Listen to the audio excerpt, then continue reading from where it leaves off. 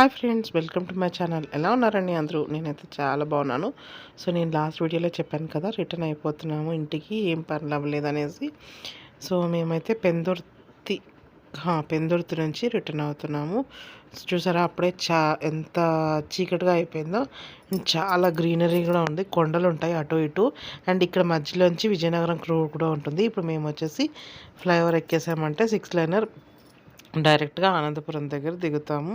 ఈ రోడ్డు కొంతవరకు మాత్రం ఇప్పుడు నేను మీకు చూపించే ఈ కొంచెం రోడ్డు మాత్రం చిన్న ఇంకా నారోగా ఉంటే తక్కువగా ఉంటుంది. అటు ఇటు కొన్నిసార్లు 1 లైన్ వే కూడా ఉంటుందన్నమాట. అండ్ ఇక్కడ నేను మీకు కొన్ని నా మెమరీస్ కూడా షేర్ చేసుకోవాలనుకుంటున్నాను వీడియోస్లో చెప్పేటప్పుడు. ఫస్ట్ మాకు మ్యారేజ్ అయిన తర్వాత దగ్గరగా మేము 6 ఇయర్స్ వైజాగ్లోనే ఉన్నాము. ఎంబీపీ దగ్గర ఉండేవాళ్ళం అనమాట. నాకు ఫస్ట్ బాబు పుట్టే వరకు అక్కడే ఉండి నా ఫస్ట్ బెడ్ డెలివరీ కూడా అయ్యింది. సో ఇలాగా మ్యారేజ్ కూడా వైజాగ్లోనే అయ్యింది. ఫంక్షన్ హాల్ అది అయితే ఐడియా లేదు, బట్ ఆసిల్మెట్ట అనమాట. బట్ చిన్నప్పటి నుంచి వెళ్ళాను వైజాగ్కి. ఎవ్రీ సమ్మర్ హాలిడేస్కి వెళ్తూ ఉండేదాన్ని. బట్ అప్పుడు చూసిన వైజాగ్కి ఇప్పటికీ అయితే చాలా అంటే చాలా డిఫరెన్స్ ఉందండి. అసలు ఎక్కడ ఇప్పుడు నేను మీకు చూపిస్తున్న ఈ ఏరియా అయితే అస్సలు ఇలా ఉండేది కాదు. టోటల్ చేంజ్ అనమాట. అండ్ నేను ఒక లాస్ట్ వీడియోలో ఈ వీడియోలో ఏం జరిగిందంటే, ఫస్ట్ మా దొడ్డ దగ్గరికి వెళ్దాం అనుకున్నాను. అంటే మా అమ్మ వాళ్ళ అక్క, ఫస్ట్ అక్క అనమాట. ఫస్ట్ అమ్మమ్మకి ఆవిడ దగ్గరికి వెళ్దాం అనుకుంటున్నాను. అదేమైందంటే, నేను పిల్లలిద్దరం వెళ్తున్నాము. మర్చిపోయి ఒక స్టాప్ ముందుకు దిగాను. సో వెనక్కి ఇటువైపు రోడ్ క్రాస్ చేసి మళ్ళీ ఆటో బుక్ చేసుకొని మళ్ళీ ఆటో ఎక్కి అక్కడికి దిగుతున్నాను అనమాట.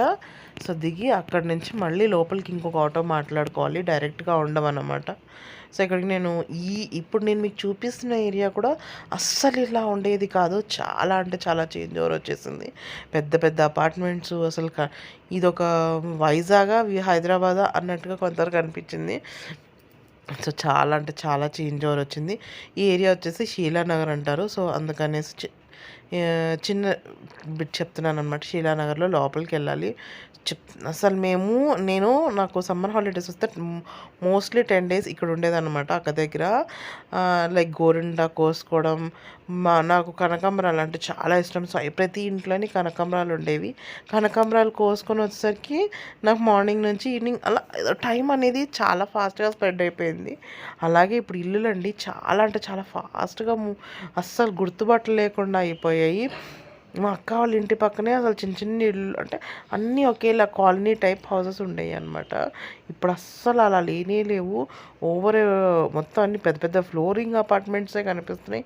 అండ్ స్కూల్స్, షాపింగ్ మాల్స్ చాలా అంటే చాలా ఉంటుంది. చాలా చేంజ్ ఓవర్ వచ్చింది. నేను లాస్ట్ టైం వీడియో తీసాను ఒకటిదే శీలానగర్ది, దీనిది కూడా చాలా చేంజ్ ఓవర్ వచ్చేసింది అస్సలు అనమాట. అస్సలు అలా లేదు.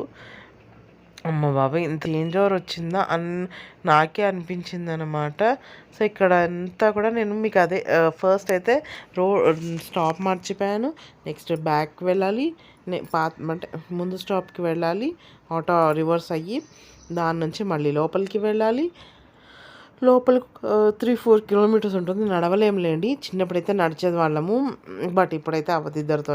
మామూలుగా అయితే మాకు బస్సెస్ ఉండేవి కదా, చాలా అంటే చాలా పర్ డే ఒక బస్సు ఉండేది. మెయిన్ రోడ్కి వస్తే చాలా బస్సెస్ ఉంటాయని చెప్పేసి మెయిన్ రోడ్కి వచ్చేవాళ్ళం. సో లోపలికి బస్సు ఉండదు కాబట్టి అక్కడి నుంచి నడుచుకుంటూ వచ్చాము 3 kilometers అలాగైనా. అక్కడ ఒక దొడ్డ కూడా ఉండేది, అంటే మా హస్బెండ్ వాళ్ళ ఓన్ అత్త ఉండేది. సో నాకు దొడ్డ అవుతారు. దొడ్డ అంటే ఏం లేదు, అమ్మ వాళ్ళ అక్కని మేము దొడ్డ అంటాము, నాన్న వాళ్ళ వదినని అంటే పెద్దనాన్న వాళ్ళ ఆవిడని పెద్దమ్మని దొడ్డ అంటాం అన్నమాట. అది ఏ సైడ్ నుంచి పెద్దమ్మ అంటే డాడీ సైడ్ నుంచి పెద్దమ్మ అయినా, అమ్మ సైడ్ నుంచి పెద్దమ్మ అయినా సరే దొడ్డ అని అంటాం అన్నమాట. అమ్మ వాళ్ళ కజిన్ అక్కడ ఉండేవాళ్ళు. సో అక్కడ నుంచి ఇప్పుడు ఆవిడ ఇల్లు అయితే లేదు, ఆ ఇల్లు అయితే ఇప్పుడు లేదు. సో అక్క వాళ్ళు మాత్రమే ఉంటున్నారు. సో అక్క వాళ్ళ ఇంటికి వెళ్దామని మేమైతే బయలుదేరాం. వెళ్ళేటప్పుడు మేమే వెళ్ళాం, వచ్చేటప్పుడు మాత్రం మా హస్బెండ్ కలెక్ట్ చేసేసుకున్నారు. నేను వైజాగ్కి వచ్చినప్పుడు మాత్రం ఎప్పుడూ అనుకుంటాను మెత్తన్ పకోడీ ఒకటి తినాలని, తర్వాత మిరపకాయ బజ్జీ ఒకటి తినాలని. అది ఎప్పుడూ అవ్వదండి, ఏదో ఒకసారి అవుతుంది. అది ఎప్పుడో అంటే నేను తినలేని టైంలో తినటాను అనమాట. సో అది తిన్నట్టు అనిపించదు. యావ అనేది తీరదు. అంటే మనసులో ఉండిపోయినటువంటిది తీరదు ఎప్పటికీని. వేడి వేడిగా తినాలి అనుకుంటాను. హైదరాబాద్‌లో చాట్, పానీపూరి తినాలి. అక్కడ మెత్తన్ పకోడీ చాలా బాగుంటుంది. అండ్ మిరపకాయ బజ్జీలో కూడా మధ్యలో ఉల్లిపాయల మనం ఇంట్లో ఎంత చేసుకున్నా సరే అక్కడ చేసిన దానికి చిన్న తేడా అయితే ఉంటుంది. మిరపకాయ బజ్జీలో ఉల్లిపాయ, పచ్చిమిరపకాయ, నిమ్మకాయ అవన్నీ పిండుతారు కదా! సో అది బట్ ఈసారి కూడా అవ్వలేదన్నమాట. మొత్తం అంతా బిజీగా అయిపోయింది. ఉన్నాము ఒక 1 వీక్ వరకు ఉన్నాము. బట్ అంతా తిరుగుతూనే ఉన్నాము. చెప్పాను కదా! రామనారాయణం వెళ్ళాము, శ్రీకాకుళం వెళ్ళాము, సింహాచలం వెళ్ళాము. దాని తర్వాత బీచ్‌కి వెళ్ళాము. ఇంకా బీచ్ వ్లాగ్స్ ఉన్నాయి. దసరా రోజు బీచ్‌కి వెళ్ళాము. ఇంకా బీచ్ వ్లాగ్స్ ఎడిట్ చేయలేదు. కొంచెం టైం తీసుకొని డైలీ 2 or 3 వీడియోస్ మాత్రమే ఎడిట్ చేయగలుగుతున్నాను. ఎక్కువగా చేయలేకపోతున్నాను నాకు కూడాను. సో ఆ 2, 3 వీడియోస్ ఎడిట్ చేసేసి నేను పోస్ట్ చేసేసి ఉంచేస్తున్నాను. నాకు పబ్లిక్ ముందు ఏవైతే ముందునున్నాయో అంటే సిరీస్ ఆఫ్ వీడియోస్‌లోకి వెళ్తున్నాను కనుక ఆ సిరీస్ ఆఫ్ వీడియోస్ అయిపోయిన తర్వాత మళ్ళీ వీటికి పోస్ట్ చేస్తున్నాననమాట. అంతే, ఇంకేం లేదు. ఇప్పుడైతే ప్రెజెంట్ నేను ఈ వీడియోస్ వాయిస్ ఓవర్ ఇస్తున్నప్పటికీ నా ఛానల్లో నేను కూర్గ్ వెళ్ళినటువంటి వీడియోస్ పోస్ట్ చేస్తున్నాను. ఆ కూర్గ్ ఎప్పుడు వెళ్ళాను అనుకున్నారు? ఏప్రిల్, మేలో వెళ్ళాను. సో అప్పటి వీడియోస్ ఇప్పుడు పోస్ట్ చేస్తున్నాను అనమాట. ఫైనల్గా అయితే మేము అక్క వాళ్ళ ఇంటికి వచ్చేసాము.